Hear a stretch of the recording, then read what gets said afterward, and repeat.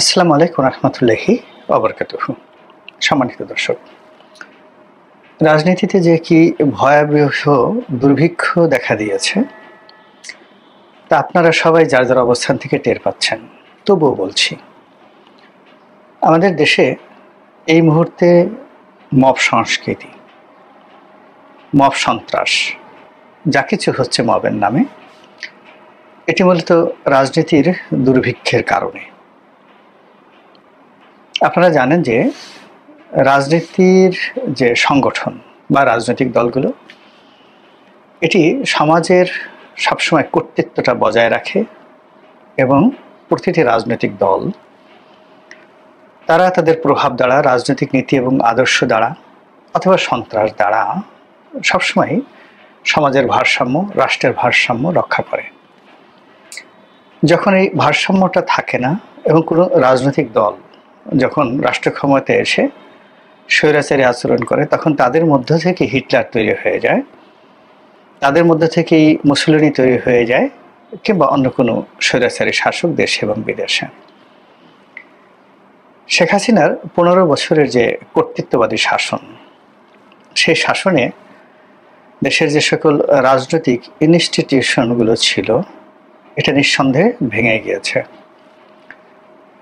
যারা রাজনৈতিক প্রতিপক্ষ ছিল, জামাত, বিএনপি, এই দলগুলো, বিশেষ করে এই দুটো দল, এবং একই সঙ্গে শেখ হাসিনার সঙ্গে যারা ছিলেন, জাতীয় পার্টি, জাসদ, ওয়ার্কার্স পার্টি, এই দলগুলো তাদের ব্যক্তিত্ব হারিয়েছিল এবং অতিমাত্রায় ভীত সন্ত্রস্ত হয়ে পড়েছিল এবং অতিমাত্রায় সরকার নির্ভর হয়ে পড়েছিল। ফলে কি হলো, রাজনীতির ময়দানে যে রব, কলরব থাকা দরকার, সেটি ছিল না। যেমন ধরুন 2012-13 সন পর্যন্ত বিএনপির যে ক্ষমতা ছিল, সেক্ষেত্রে বিএনপির একজন এমপি হন বা বিএনপির একজন শীর্ষ নেতা হন, তারা মানে রীতিমতো সমাজে প্রভাবশালী ছিলেন 12-13-14 সন পর্যন্ত, এমনকি 18-19 সন পর্যন্ত।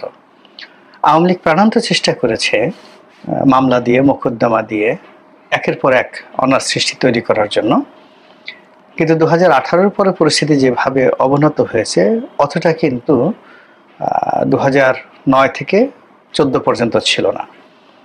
তো আওয়ামী লীগের যে কর্তৃত্ববাদী শাসন ব্যবস্থা, এটা 2009 থেকে 2014 পর্যন্ত যদি এটার নম্বর দেন 10, এটা ডবল হয়ে গেছিল 2014 থেকে 18, অর্থাৎ 20 হয়ে গিয়েছিল।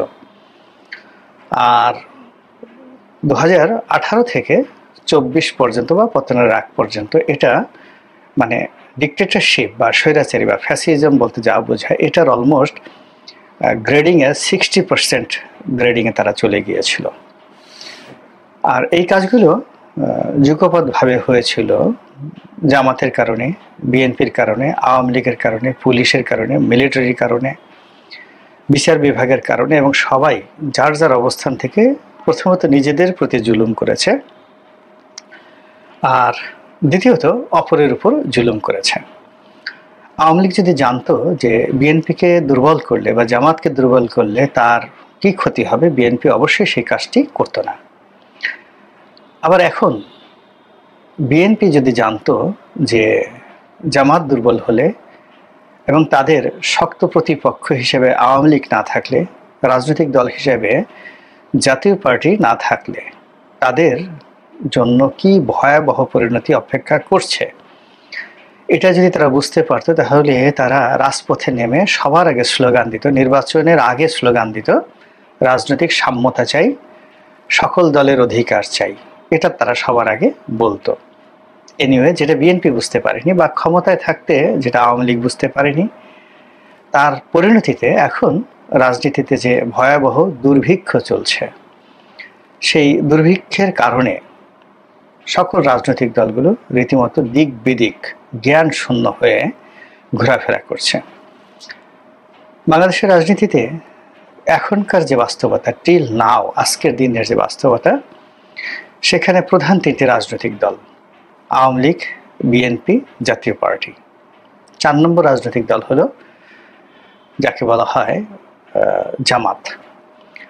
আর এনসিপিকে যদি আপনি রাজনৈতিক দল হিসেবে ধরেন, আপনার মতো ধরতে পারেন, কিন্তু ভোটের রাজনীতিতে তারা এখনো কোনো নম্বরের মধ্যে পড়েনি, কোনো নম্বরের মধ্যে পড়েনি। তাদের অবস্থান ধরুন গণ অধিকারের নুরুল হক নুরুর যে অবস্থান, কিংবা ধরুন ববি হাজ্জাজ, কিংবা ধরুন জুনায়েদ সাকি, এই পার্টিগুলোর যে অবস্থা, ঠিক ওইরকম একটি অবস্থায় তারা রয়েছে। এমনকি বাসদ কিংবা সিপিবি এই পর্যায়েতেও এনসিপি এখন পর্যন্ত যেতে পারেনি।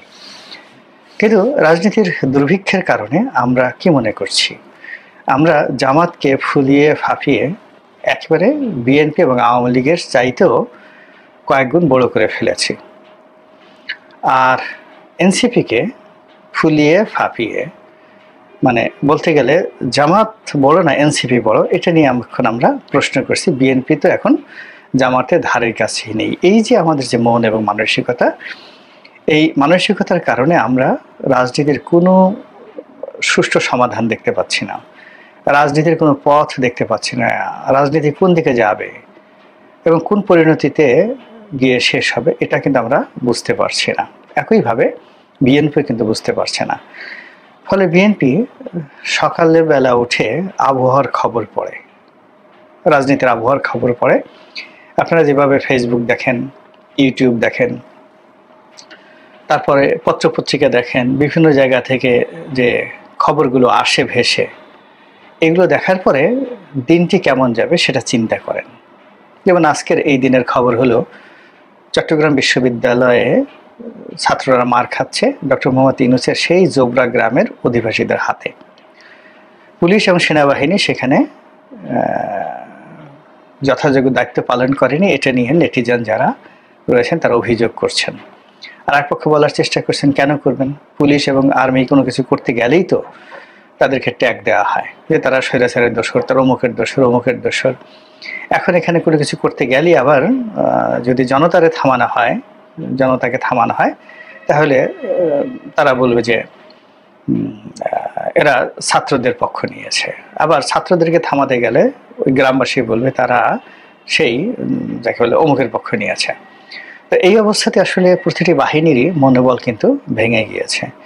তারা ঘুরে দাঁড়ানোর চেষ্টা করছে, অ্যাকশনে যাওয়ার চেষ্টা করছে, কিন্তু পর মুহূর্তে আবার তারা ফিরে যাচ্ছে। বুয়েটের ঘটনা, একজন ডিসি, পুলিশের ডিসি, তিনি যথেষ্ট দায়িত্ব পালন করলেন, কিন্তু ছাত্ররা যখন তার পদত্যাগ দাবি করলো এবং পরিস্থিতি এতটা ঘোলাটে হয়ে উঠলো যে পুলিশ কমিশনার এসে ক্ষমা চাইতে বাধ্য হলেন, মেট্রোপলিটন পুলিশ কমিশনার। বুঝতেই পারেন যে সেই যে পুলিশের উপকমিশনার ডিসি রমনা, তিনি ক্ষোভে দুঃখে তিনি একবার বলেই ফেললেন যে তার উচিত বিদেশে চলে যাওয়া, চাকরি ছেড়ে দিয়ে। এখন সে তো আর দ্বিতীয়বার এরকম কোনো অ্যাকশনে যাবে না। আবার এখানে মিলিটারি অ্যাকশনে যাক, মক বন্ধ করুক, কিন্তু সেখানে গিয়ে দেখা গেল যে জাতীয় পার্টির অফিস রক্ষা করার জন্য তারা যে সক্ষমতা দেখালো এবং সেখানে নুরু আহত হয়ে গেল। এখন সকল সেন্টিমেন্ট সেনাপ্রধান সেনাবাহিনীকে দায়ী করা শুরু করলো এবং এই বিষয়টি এখন এই মুহূর্তে খুব ভয়াবহ। এর কারণ হলো সেনাবাহিনী যখন দাঁড়িয়ে থাকবে, আশেপাশের মানুষ যদি বারবার বলে ভুয়া ভুয়া, টিটকারি করে, দু চারটা ঢিল ছুঁড়ে, আসলে সেনাবাহিনীর পক্ষে বিশাল জনগণের মব যে নিয়ন্ত্রণের সম্ভব নয়। আমরা সেটা দেখেছি সেই গোপালগঞ্জে। এখন যে অবস্থাটা এখন চট্টগ্রামে হচ্ছে, সমস্ত জনগণের মধ্যে যে ক্ষোভটা ছড়িয়ে পড়েছে, এই ক্ষোভ দমন করতে গেলে সেখানে গুলি করতে হবে। এখন গোপালগঞ্জে শেখ হাসিনার লোককে গুলি করা হয়েছে, বঙ্গবন্ধুর লোককে গুলি করা হয়েছে, আওয়ামী লীগের লোককে গুলি করা হয়েছে, কিন্তু জোবরা গ্রাম তো ডক্টর মোহাম্মদ ইউনূস, তার গ্রামের একটা পাখি মারা গেলে এই মুহূর্তে কী ধরনের পরিস্থিতি হতে পারে সেনাবাহিনীর লোকজন জানে। তো তারা এখন কি করবে বলেন? তো এই যে একটা অবস্থা, এই অবস্থা আপনি আমি গতকাল কল্পনা করতে পারিনি। এর মধ্যে কিছুক্ষণ আগে ফেসবুকে দেখলাম, সত্য না মিথ্যা, ধানমন্ডিতে আওয়ামী লীগ মিছিল করেছে, ককটেল বিস্ফোরণ ঘটিয়েছে। তো এরকম প্রতিটি মুহূর্তে যে ঘটনাগুলো ঘটছে, ঘটনা ঘটার পরে আমরা আজকের দিনটি কেমন যাবে, বাইরে বের হবো কিনা, কোনো কাজ হবে কিনা, কোন রাস্তা খালি হবে, কোন রাস্তা জ্যাম হবে, আমরা ডে টু ডে যেভাবে আমাদের দৈনন্দিন সিদ্ধান্ত নিচ্ছি, বিএনপিকেও এভাবে দৈনন্দিন আজকে জামাতের মন কেমন, ডক্টর মোহাম্মদ ইউনূস কী চাচ্ছেন, এনসিপির লোকজন আসলে কী চাচ্ছেন, উত্তরপাড়া কী বলে, এইগুলো নিয়ে বিএনপির যারা স্থানীয় নেতা তারা আবার লন্ডনে তারেক রহমান সাহেবের সাথে যোগাযোগ করেন, তার যারা অ্যাডভাইজার তাদের সাথে যোগাযোগ করেন, তারা কি বলেন, কি হুকুম দেন, নির্দেশনা দেন, সেগুলো নিয়ে আবার কথাবার্তা হয়। সব মিলিয়ে বিএনপি যে নিজের পায়ে দাঁড়িয়ে একটা সিদ্ধান্ত নেবে, এই জিনিসটি তারা পেরে উঠছে না, বা তারা করছে না, বা তারা করার মতো পর্যায়ে নেই। কিন্তু বাস্তবতা হলো যে তাদের এই দোদুল্যমানতার কারণে পুরো রাজনীতির অঙ্গনে যাকে বলা হয় দুর্ভিক্ষ শুরু হয়েছে। তারা মনে মনে এখন যে হুঙ্কারটি দিতে চান এবং তারা যে কাজগুলো করতে চান, এই হুঙ্কার এবং এই কাজগুলো যদি 2024 সনের সেপ্টেম্বর অক্টোবর মাসে তারা করতেন, তাহলে 2024 সনের ডিসেম্বর মাসে তারা নির্বাচন আদায় করতে পারতেন। কিন্তু 2025 সনে যে আশায় তারা এই কাজগুলো করেছেন, যে আতঙ্ক, যে ভয়, যে প্রেম, যে ভালোবাসায় তারা সরকারকে একটা সময় দিয়েছেন, সরকার সেটাকে একবারে এলোমেলো করে ফেলেছে। ধরুন চাল ডাল বা আম দুধ আলাদা আছে, যে কোনো একজন মানুষ ওটা একত্র করে ফেললো, চাল ডাল একত্র করে ফেললো। এখন কিন্তু রাতারাতি সেটা খিচুড়ি পাকানো ছাড়া আর কিছু করতে পারবেন না, বা আম দুধ গরম করে খাওয়া ছাড়া আর কিছু করতে পারবেন না। এখন এরকম পুরো রাজনীতিটা খিচুড়ি মার্কা হয়ে গেছে, মানে জগা খিচুড়ি। শুধু চাল ডাল নয়, আলু পটল থেকে শুরু করে উস্তা যা কিছু রয়েছে সকল তরি তরকারি সব একত্র হয়ে গেছে। এবং সেই একত্র হয়ে যাওয়ার কারণে জগা খিচুড়ির মধ্যে যে রাজনীতি পড়ছে, রাজনীতির কোনো গতি প্রকৃতি বোঝা যাচ্ছে না। রাজনীতির যে টেস্ট বা স্বাদ বা আহ্লাদ, এটাও নেই। রাজনীতির কোনো স্বপ্ন নেই। এখন যারা পূর্ণকালীন রাজনীতি করেন তাদের জন্য রাজনীতি রীতিমতো রাক্ষসে পরিণত হয়েছে। যারা এর মধ্যে পা দিয়েছেন, এখান থেকে তারা বেরোতে পারছেন না এবং তারা একটি শঙ্কা অনুভব করছেন যে এখন যে কোনো একটা বিপর্যয় যদি হয়, অর্থাৎ বিএনপি যদি ক্ষমতায় চলে আসে, জামাতের কি হবে? জামাত এনসিপি যদি ক্ষমতায় চলে আসে তাহলে বিএনপির কি হবে? মিলিটারি যদি ক্ষমতায় আসে তাহলে সবার কি অবস্থা হবে? আওয়ামী লীগ যদি ফিরে আসে কি হবে? যদি পুনর্বাসিত হয় কি হবে? ভারত ইন্টারভেন করলে কি হবে? পাকিস্তান ইন্টারভেন করলে কি হবে? এরকম নানা রকম ক্যালকুলেশন করতে গিয়ে বিএনপির যারা নেতৃবৃন্দ রয়েছেন তারা দৌড়াচ্ছেন, প্রচণ্ড বেগে দৌড়াচ্ছেন। কোথায়? কখনো জামাতের সঙ্গে, কখনো এনসিপির সঙ্গে, কখনো গণ অধিকার পরিষদের সঙ্গে, কখনো মামুনুল হকের কাছে যাচ্ছেন, কখনো হাটহাজারিতে ছুটছেন, কখনো চরমোনাই পীর সাহেবের কাছে যাচ্ছেন, তারপর আবার কখনো চরমোনাই পীর সাহেবের কাছ থেকে পাত্তা না পেয়ে তারা আবার শর্ষিনার পীর সাহেবের কাছে যাচ্ছেন। এরপর অন্যান্য ছোট ছোট যে সকল ইসলামিক সংগঠন রয়েছেন, দল রয়েছেন, তাদের সঙ্গে বৈঠক করছেন এবং সব কিছুর মধ্যে তাদের যে হতাশা ফুটে উঠছে, এখানে কোনো দৃঢ়তা ফুটে উঠছে না। তারা নর্মালি যেটি হয় সেটা হলো, আপনি যখন ম্যাগনেট হবেন, চুম্বক শক্তি হবেন, আকর্ষণীয় কোনো বস্তু হবেন, পঙ্গপালের মতো আপনাকে কেন্দ্র করে সবাই ঘুরবে, আপনার নমিনেশন চাইবে, আপনার কাছে যাইবে। যেমন রানী মৌমাছি। এখন রানী মৌমাছি এবং মৌচাক, তো সেই রানী মৌমাছি যদি আপনি তারেক রহমান সাহেবকে মনে করেন আর মৌচাক যদি বিএনপি অফিসকে মনে করেন, তাহলে সমস্ত মৌমাছি সেই রানী মৌমাছিকে কেন্দ্র করে ঘুরবে। কিন্তু রানী কখনো কারো দরবারে যায় না, কখনো কারো দরবারে যায় না। রাজা কখনো কারো কাছে যায় না, রাজ দরবারেই সবাই আসে এবং রাজার কাছে সবাই অনুগ্রহ চায়। রাজা যখন অন্য জায়গায় যায় তখন সে ভিক্ষুক হয়ে যায়, মুহূর্তের মধ্যে ভিক্ষুক হয়ে যায়, আর তখন সে রাজা থাকে না। এবং এটাই রাজার নীতি, মানে রাজার যে নীতি, রাজনীতি।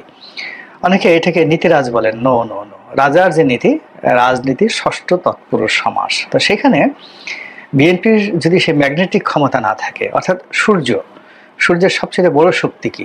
উত্তাপ না, সূর্যের সবচেয়ে বড় শক্তি হলো তার যে ম্যাগনেটিক পাওয়ার, চৌম্বক শক্তি, সৌরচুম্বক বলা হয়।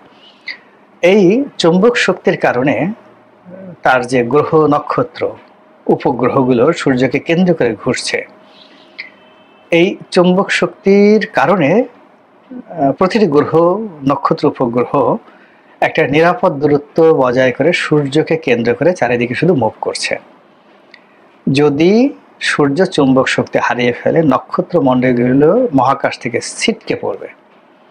কেউ সূর্যের কাছাকাছি গিয়ে পুড়ে ছারখার হয়ে যাবে, কেউ সূর্য থেকে অনেক দূরে চলে গিয়ে কোনো ব্ল্যাক হোলের মধ্যে পড়বে, অথবা এমন দূরে চলে যাবে যেখানে আলো ছাড়া সেটা মুহূর্তের মধ্যে একটি বরফখণ্ডে পরিণত হয়ে যাবে। সূর্য সেই দিনই পতন ঘটবে সূর্যের, কিয়ামতের দিন, যখন সেই দিন তার চুম্বক শক্তি হারাবে, এবং চুম্বক শক্তি হারানোর সঙ্গে সঙ্গে তার ভিতরের যে ফিউশনগুলো হচ্ছে, সেখানে যেভাবে সৌরশক্তি উৎপন্ন হচ্ছে, সেখানে যেভাবে হিলিয়াম একটা উপাদান রয়েছে, সেই হিলিয়াম দিয়ে যেভাবে সেখানে প্রতি মুহূর্তে উত্তাপ তৈরি হচ্ছে, এটা বন্ধ হয়ে যাবে আর সূর্য মরে যাবে। একইভাবে চাঁদ, তার মূল শক্তি তার চুম্বক শক্তি, পৃথিবী তার মূল শক্তি চুম্বক শক্তি। পৃথিবীর যদি চুম্বক শক্তি হারিয়ে যায়, ওজন হারিয়ে পড়বে, এবং পৃথিবী কোথায় হারিয়ে যাবে তার কোনো ঠাঁই ঠিকানা নাই।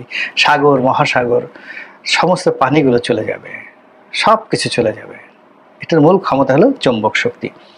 তো সেই দিক থেকে বিএনপির যে পাওয়ার, ক্ষমতা, সেই চুম্বক শক্তিটা থাকতে হবে। এবং সেই চুম্বক শক্তিটা কি, কোথায় আছে, কিভাবে আছে, এটা বোঝা যাচ্ছে না। এখন বিএনপির তার নিজস্ব চুম্বক শক্তি দিয়ে সে কাউকে আকৃষ্ট করতে পারছে না, না সেনাবাহিনীকে, না ডক্টর মোহাম্মদ ইউনূসকে, না কাউকে, বরং অন্যের চুম্বক শক্তি দ্বারা সে আকৃষ্ট হয়ে সে বারবার ছুটে যাচ্ছে। এটা রাজনীতির দুর্ভিক্ষ। আর সেই রাজনীতির দুর্ভিক্ষ আগামী দিনে বিএনপির জন্য কি পরিণতি ডেকে নিয়ে আসে সেটি দেখার বিষয়। মহান আল্লাহ আমাদের সবাইকে হেদায়েত দান করুন এবং হেফাজত করুন। আসসালামু আলাইকুম ওয়া রাহমাতুল্লাহি ওয়া বারাকাতুহু।